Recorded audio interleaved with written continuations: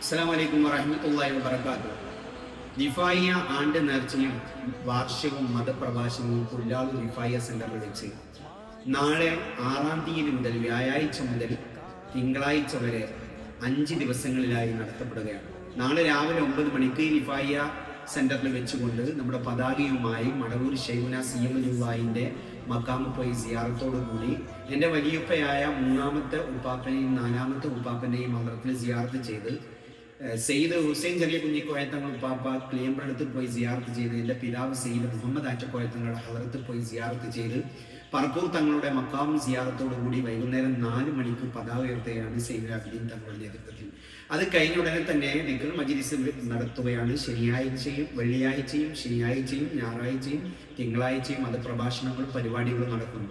ഞായറാഴ്ച സൗജന്യ medical camp നടക്കുകയാണ്.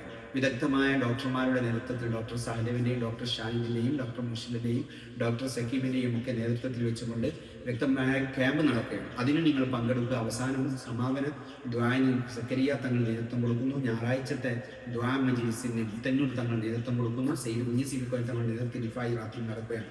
പ്രസ്തുത പരിപാടികളിലൊക്കെ വന്ന് സാമ്പത്തികമായും ശാരീരികമായും പരിപാടി വന്ന് വിജയിപ്പിച്ചിട്ടുണ്ടെന്ന് ഓർമ്മപ്പെടുത്തിക്കൊണ്ട് വാഹുദേവാൻ അൽഹംദുലില്ലാഹി റബ്ബിൽ ആലമീൻ പരിപാടി വിജയത്തിന് വേണ്ടി പ്രത്യേകം ദുആ ചെയ്യണം. അസ്സലാമു അലൈക്കും വറഹ്മത്തുള്ളാഹി വബറകാതുഹു.